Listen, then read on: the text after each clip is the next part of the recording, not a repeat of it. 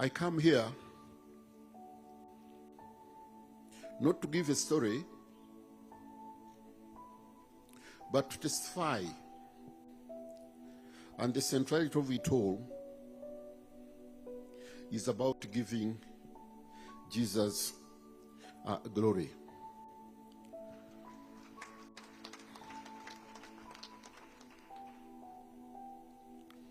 Forgiveness and reconciliation.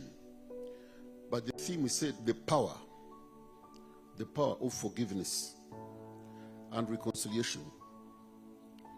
And there could be no better candidate to testify today other than yours faithfully, Chris Rwakasisi'S.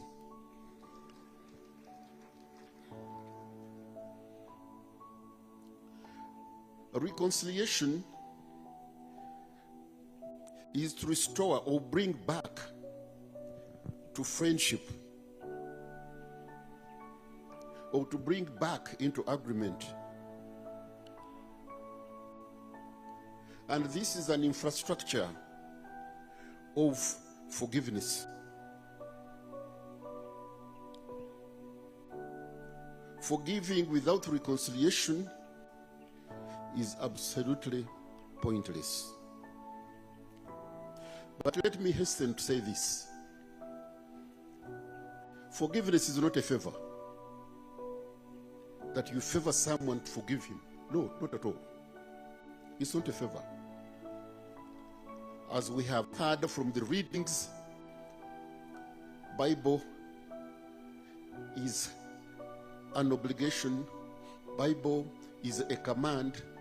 Rather, forgiveness is a command. Forgiveness is the center of Christianity.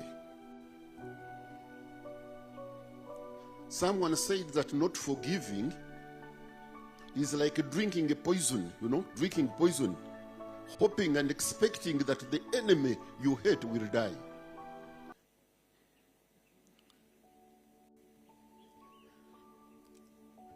It is a terrible thing not to forgive.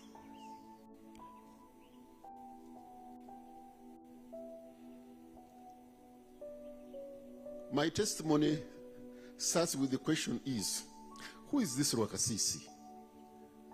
And who was he? Rwakasisi'S, for good or for bad, was a household name. I was hated as much as I was loved. And how did I come to this? It all started after elections of 1980. President Milton Obote had gone around with me throughout Uganda telling each and everyone who wanted to listen that I was to be his prime minister. Yeah. But then after elections, he sent a Tanzania People's Defense Force helicopter to collect me from my home from Kabohe. And I came here to State House and found him in the office. He told me, said, I had promised you to be prime minister, but now Paul Mwanga is campaigning for his friend Otemale Madi. So what do I do? I said, no, you do whatever you want. So he pulled out the list of the ministries that he had lined up and asked me to pick up one which I wanted. I said, no, I was not going to do that. He said, well, I want you to be in my office, but if I say that you are a minister without portfolio, Baganda would say, Minister Taina Murimu.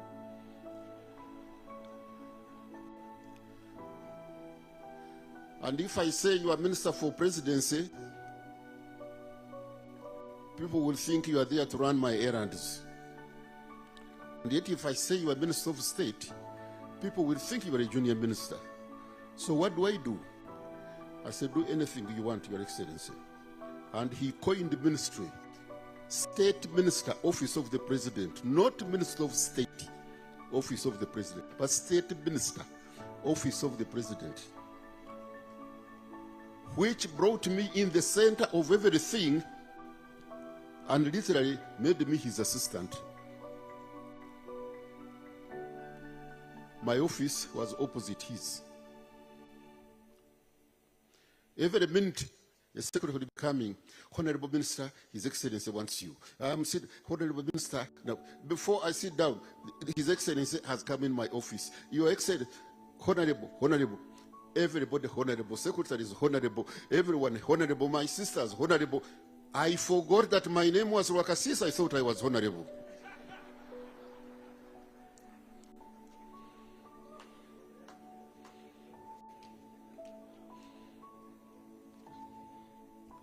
And oh yes, I heard it, you mentioned it. My convoy was almost like the president's. You know, these days when I see these people who move with convoys, you know, pushing me from the road, well,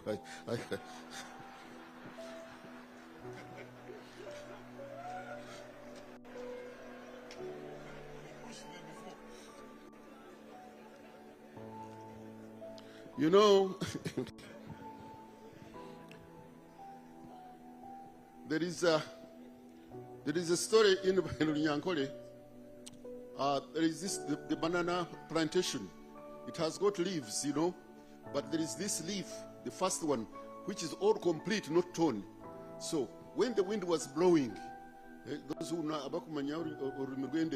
those who know the language of the leaves, they had it saying,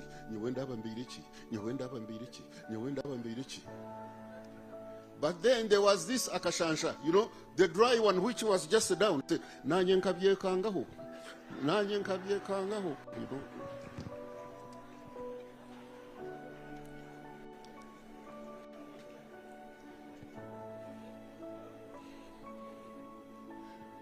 Oh yes, it was that. And in that one, I grew big and big and big and bigger. But of all things, I forgot God. You know, at times, my constituency will come and say, Honorable Minister, can we go to church? I say, well, when you go to church, you pray for the president and his cabinet, and I'm one of them. So you go and pray. I'm going for my farm. Finish, end of the story. But let me tell you, time came. Oh yes, time came. When I saw all these glories and powers, you know, all just breaking down like a house of cards. Oh yeah. A man who was saluted by generals, and now I was ordered by the privates. I would go down.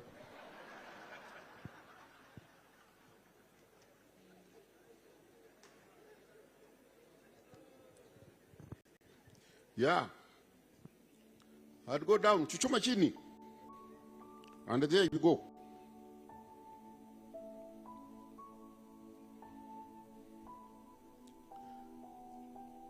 Let me tell you, these people were in the bush,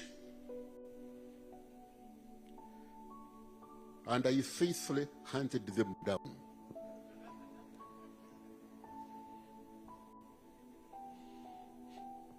I can testify that there isn't a single minister, including ministers of defense or of internal affairs, who ever went to Luwero Triangle. None. Not even an army commander.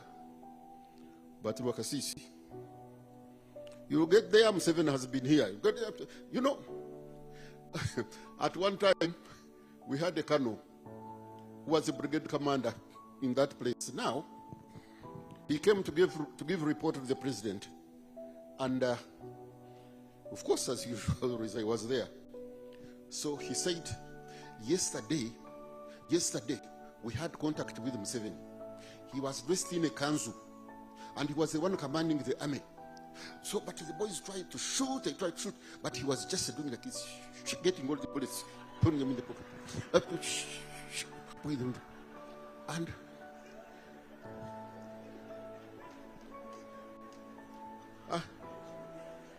And I looked at the colonel. I mean, so the president just looked at him, and then from there he stood up and said, Naomba kuendelea. The president said, you go ahead. He went out. I told the president, I said, if I was the president, this man would leave this room a private. Sometimes Museveni would be a pussycat, sometimes he would be a rat, at times he would be everything. But anyway, the short of it is that, yes, I looked for them. Even when they crossed to the west at Rwenzori, I think I was late about 10 minutes when they crossed at Kasunga Nyanja. I had already arrived there. But when I reached Rubona, I put on field glasses and just looked at the shoulders of the mountain, and I saw them. They had, they were cooking and all that. Fine. I went to Fort Potro. I had rested already. From there, I took Chenjojo Road. The brigade commander I had, he dared to come back through Rwakasisi'S. And did he survive? He didn't. The story is very long. I've told you that here was arrested with all honors and glories running down. But it's not NRM which arrested me. I was arrested by our own army. But of course, when NRM came and found me in the prison, I was just a prize for them. I remember there was a battalion 102 around Luzira, and the boys would sing throughout all the night. Rwakasisi'S amba alijaribu akashindwa wo koruzira amba. Hey, oh yeah, they sang. I mean,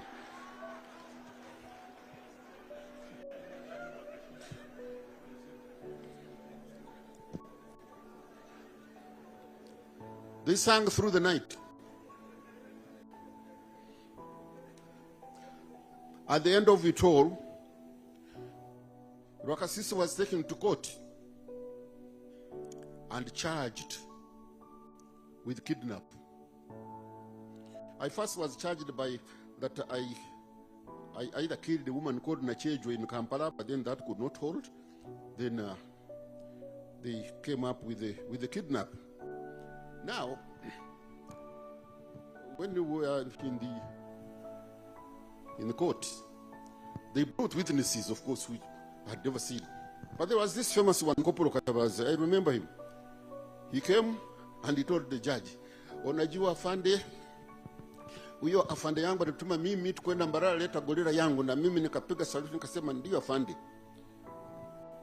And I saw the judge, nodding with his wig, said, yes, this is a very honest witness. I said, honestly. Rwakasisi'S talked to a corporal of all soldiers that sent a corporal. But the judge said, yes, this is a truthful witness. Cutting the long story short, time came after 6 months of trial, and the judge had to give his judgment.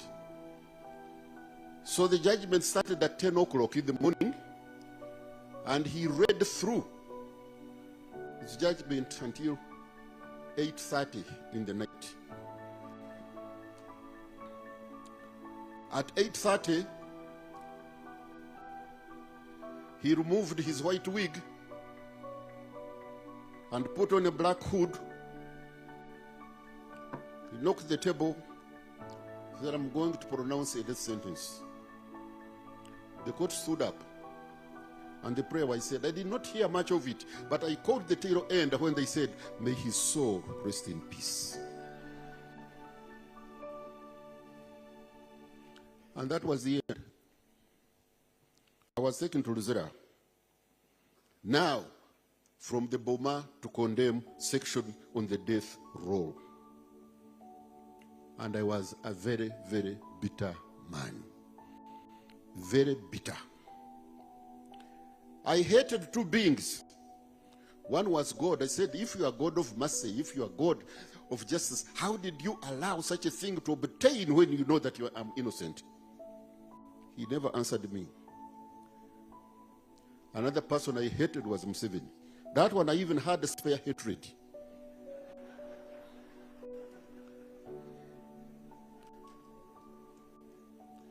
We had known each other in our youth. When he came from Dar es Salaam, he was brought in my office. You know, I was his boss. So don't you worry.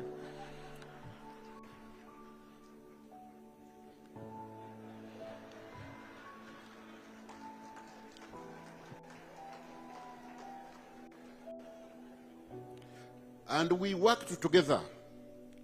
I loved him very much because he was very vibrant, fresh from university, full of theories. I think he had even gone through Karl Marx's Das Kapital. And we teamed up very well. But here was a coup. We separated.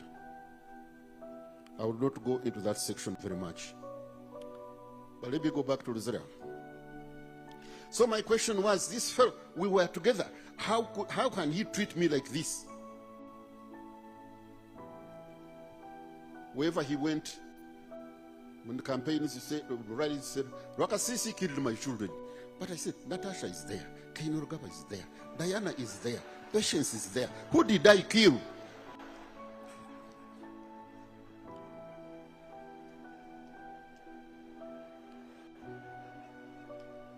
No.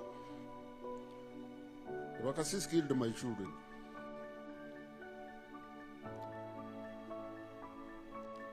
And I hated Museveni. After I was condemned, after 3 months, the OC called me in his office and said, I'm very sorry, but I've received orders from above to take you to isolation. Now, isolation, Luzera has got, it's a maximum security complex. There is what they call Boma. Then you have got condemn, where you keep the condemned prisoners. Then in condemn there is isolation. So that means I was to go in a prison of a prison in a prison.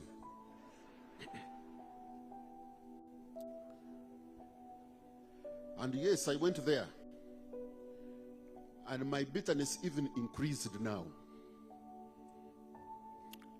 But because in that place, you are not supposed to hear anything. You are not supposed to talk to anybody. And you are not supposed to see anybody anyway. That is isolation of condemned. They keep that section especially for, let us say, if a condemned prisoner kills another condemned prisoner, you cannot take him back to court because they cannot kill him twice. So what they do, they take them to isolation. And that is where I was supposed, no, that's where I was. And it was in that place when I had hated life and just pray that if only I could die, it would serve me much better. And when I looked around, I saw something which looked like a brick. So I wanted to reach it and make it into a pillow, because there you are just thrown there. There is nothing. But when I touched it, it was soft. When I opened it, it was a Bible. Someone has maybe just forgotten that Bible. Good news. But that is the book I did not want anyway. So I made it into my pillow. But because I had nobody to talk to, because I had no one to see, I started reading it. I read it from Genesis to Revelation. Don't ask me what you read. My eyes were just reading letters, but my mind was not. I finished it and made it into a pillow. Because I had nobody to talk to, I started reading it the second time. This time I saw a very, very stupid book. There is a man called Abraham. He came from Ur, promised to go to the promised land. Then he overshot it, found himself in Egypt. But then the Bible says that the king of Egypt desired Sarah because she was very beautiful. And they said, Matthew, the Bible had said that Sarah was 90 years old. And they said, a king admiring a woman of 90 years, I think they There must be something wrong. Carrying on, I go to the New Testament. I found this cantankerous woman called Mary Magdalene who used to invite herself at every party in town. But on this fateful day, she invited herself to a party where there was Jesus. And one gospel says she anointed his head. Another following gospel said she actually anointed his feet. I said, but couldn't these people edit this book to make sense? I continued Revelation from chapter 1, 2, 3, 4, and part of 5. Yes, it's understandable. These are the letters to 7 churches and like. But after that, Revelation turns into a problem. Here is a pregnant woman running away with a chest by a snake with 7 heads falling in water. I did not want to hit. Anyway, I finished it and made it into a pillow. But because I had nothing to do, I read it the 3rd time. And this time, God just removed the veil from my eyes, and I saw a different book. When I read John, the Gospel of John, chapter 1, from verse 11 down, he says, and he came unto his own, but his own received him not. But as many as received him, as many as believed in him, he gave them the authority to be called the children of God.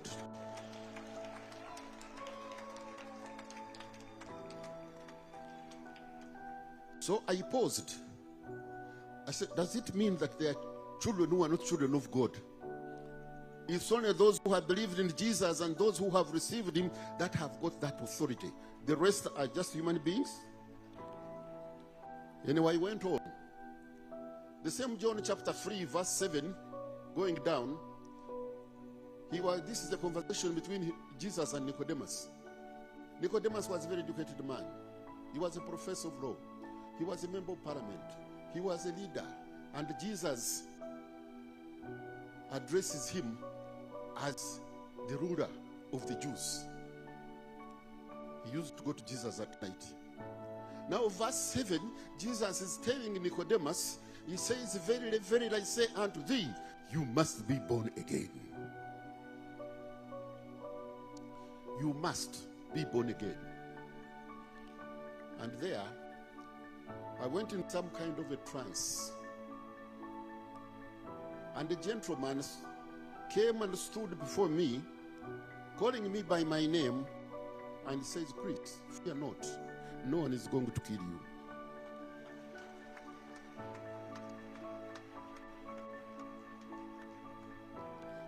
He may have seen how I was confused, and he tried to clarify himself. He said, in 3 days, you would leave this cell. I had no time to count the days and the hour, but the time came very early in the morning at 6 o'clock when the warders came and opened the cell, and they said, go back and be with your friends. There I left. Should I tell this story? People may think I have made it up. I kept quiet. But 1, 2, 3, 4 days, I said, I have got to say it. Short of it, I established the church in Condem. Up to now, it is there running very, very strong. So that I received my salvation. But you know what? The question of forgiving was very difficult. I can forgive other people, but even Museveni,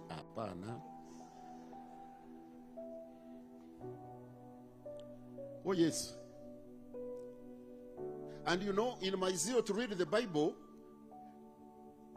I read Psalm 108. From verse 6 upwards, David was praying, kill my enemies, let their children have no bread. When they die, let them not, their graves not be marked. I said, this is a very good prayer now.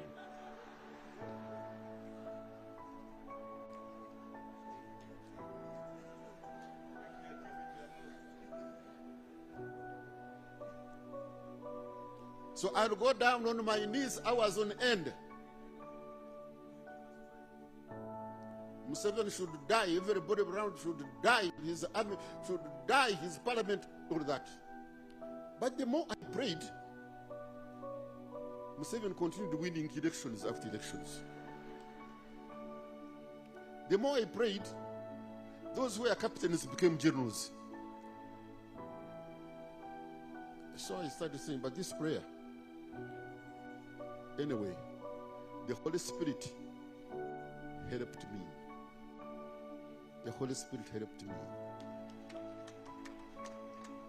In Jeremiah 31:34, God is saying, I will forgive all your iniquities, and your sins, I will remember them no more. So why doesn't God say, I will forgive, I will forget them? It was a very big question. Because all preachers who used to come to us and condemn would be telling us, forgive and forget, forgive and forget. But I tried to look for this magical word in the Bible. I couldn't. Forgiving was about 57 times. Forgetting was about 57. But there is nowhere these two are combined. So how can I forget that I'm in condemn? No. But then, when he said, I remember them no more. Then I read, here is Jesus saying, he who does not forgive will never be forgiven. You know what? I changed the prayer. From my hate list now to a love list. I would go to my knees. I would pray for President Museveni, his wife, his children. I would pray for the country, for his government. In fact, some inmates thought I was running mad. Say, how can he? But oh yes, I was very genuine. And you know what? I felt a heavy stone lifted from me.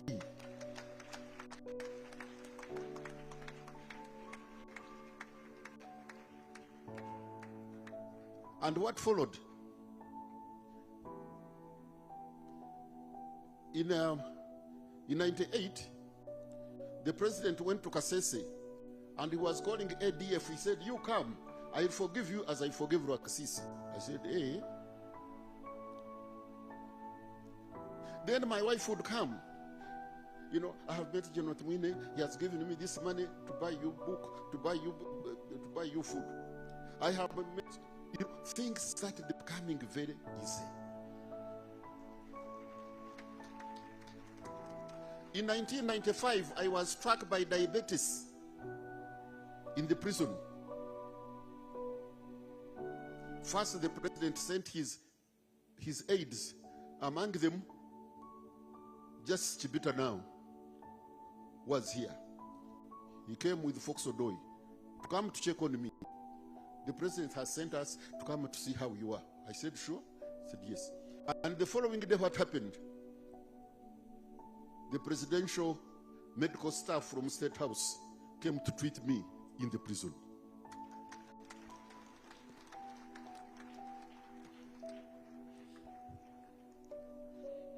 Things were easy. The president ordered that I should be removed from Condemn to be taken to Boma. That was the message brought by Chibita. But I was in Boma for 1 year. The OCs changed, and when another one came, we said, I can't see where it is written, so go back, Bwana. So I went back to Condemn.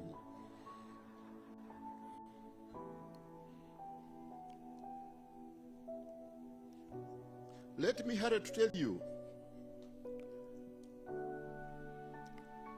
that I stayed in prison. I was a happy man. And everyone who visited me witnessed so. And now time came. After 24 years, time came. It was about 1 o'clock. The receptionist came to me, a sergeant, said the OC wants you.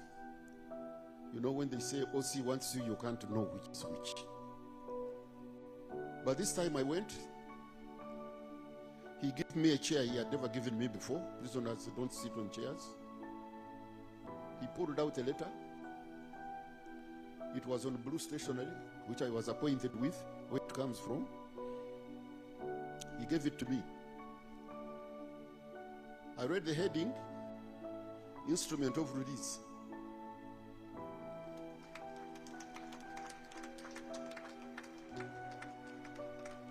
My eyes dashed down. Who has authored it? You became 7th President of Uganda. What is the body saying? It's in accordance with powers conferred upon me by the Republican Constitution of Uganda 1995, quoting sections and clauses. I hereby order Commissioner General, Uganda Prisons and OC, Maximum Security Prison Ruzira, to cause the release of Chris Rwakasisi unconditionally with immediate effect.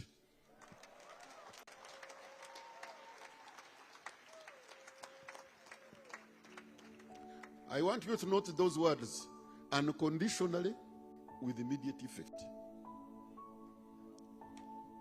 And here he was out. Forgiveness was there. Now what about reconciliation? That was 19th of January 2009. On the 3rd of March, the telephone came. I didn't have the phone. They called my wife. So she came running with the phone. Said, they want to talk to you. I said, who? They want to talk to you. She gave me the phone. And then someone on the other end said, hold on for the president. I said, the president of Fufa? Oh.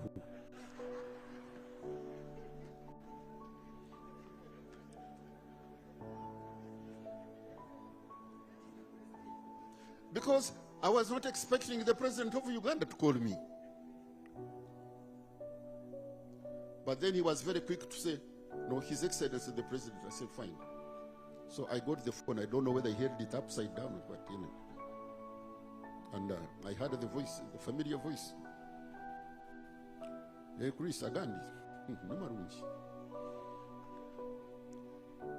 And nogira ngu ntobasa kuvugana nyinshi kare shanki 11 n'obwire. I said,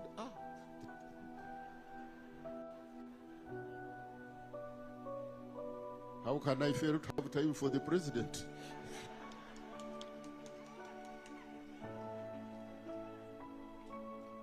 So the following day at 5 o'clock, I moved on to State House in Nakasero. I was informed earlier on that, you know, when the president calls you at 5, you can see him if you are like about midnight there. So I went when I was psychologically tuned. But lo and behold, at the quarter guard, I was waved in. Reached the house, was received, seated in the main sitting room, and you know, they pushed in a tray of goodies. You know, what big people eat? You know what I'm saying? The tray. And I picked up a cup of tea. I had taken only 3 sips. The protocol officer came and said, "The president is waiting for you." I abandoned the cup of tea. Mounted the stairs, I was handed over to Madam Amelia Chambade. She opened the room. I thought I would go there and sit and wait. The president comes, I would stand. Yes, Your Excellency said, well, no. When they opened the door, the president was there already seated.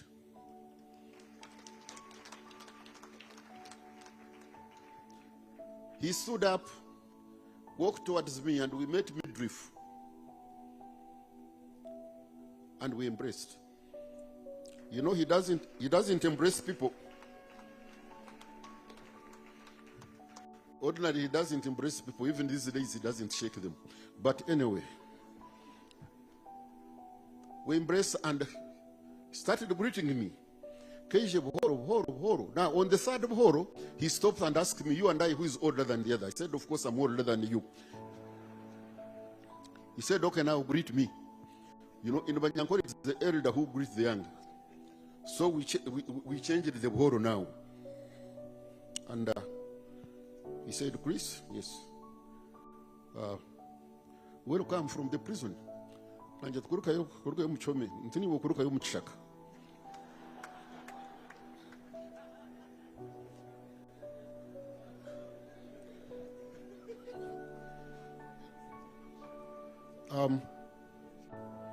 And we sat down. And we talked like the old lost brothers.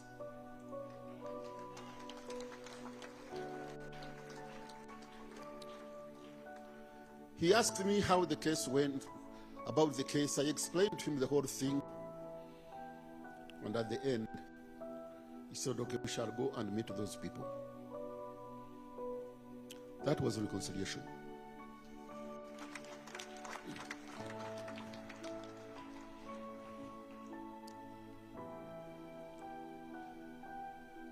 In the November of the same year, he called me in Fort Portal. I think I met him at about 1 o'clock in the morning. And he asked me if the private secretary had told me anything. I said no. So he asked the private secretary, I said, give me my letter. And the letter was handed to me. What was the letter saying? This is now public service. I am pleased to inform you that His Excellency the President has in exercise all powers vested in him under Article 172, Clause 1A of the Constitutional Republic of Uganda, and on the advice of Public Service Commission, directed that you be offered appointment on renewal contract as Senior Presidential Advisor, special duties on terms and conditions of a Cabinet Minister.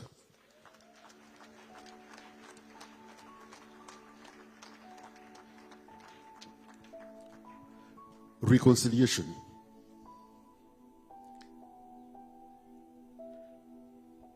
From then, now almost 17 years down the road, I have been with Museveni. And if you ask me today, who is your greatest friend in Uganda, I will tell you without batting an eye, it is Yoweri.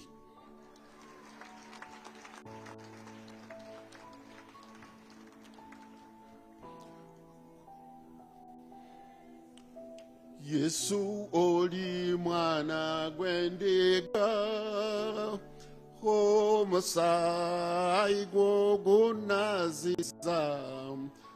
nebaza. Permit me to hurry up on this one. After I was released, I went to Mbarara, and one of the prominent politicians in town invited me to his house. He entertained me. And then he told me, he said, you know, don't go back to Kampala. Stay here and we fight Museveni. I said, oh. But then I told him, I said, I fought Museveni when I was in the State House and he was in the bush and he defeated me.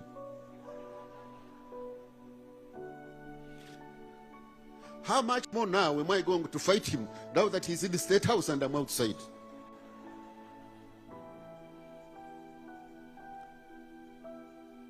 Jeremiah said, you have run with those on foot and they have worn you out. How will you manage those on the horses?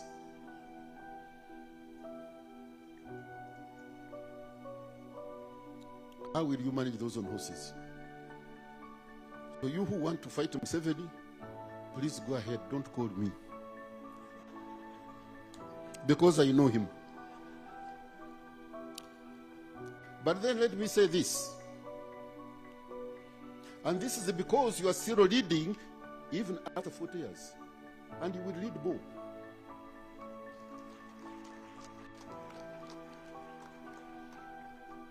Have that spirit of forgiveness and reconciliation and to work with those who oppose you, it is a rare a rare commodity which is not found in very many people.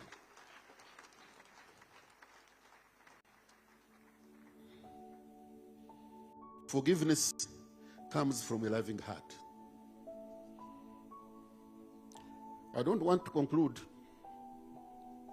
forget to deliver this message. You pardoned me now 16 years ago. And I want to thank you that since 1999, you have not signed any death warrant for any prisoner.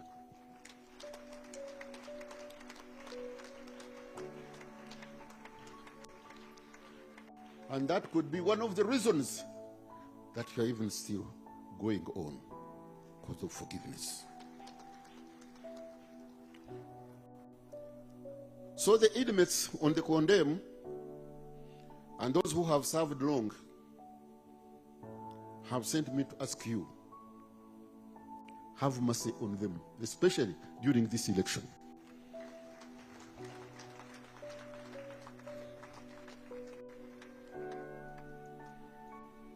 You are not the one who arrests them.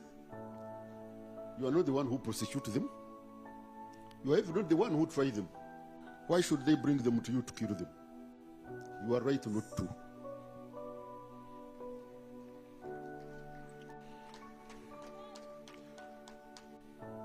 We are going into these elections, and the topic for today is very, very apt. Thank you very much, Chairman Bahati. I want to thank Chairman Bahati and his team of Parliamentary Prayer Breakfast, because they helped me immensely to reintegrate in the society. But you know what, Mr. President? When they asked me to join them, some of them even left. So Rwakasisi'S, they left, and these were born again. But they left, and they have never come back.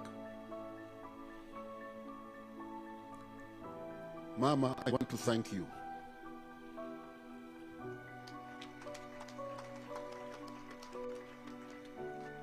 I want to thank you because of accepting me. I want to thank you because of your deep faith.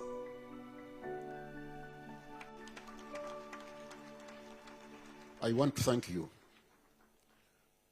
As we go and move to the fields now, I'm not shying away. So that as you sent me in 2011 to campaign for you, even at this age now, I'm ready, willing, and able to continue. Thank you very much. Thank you, everybody here.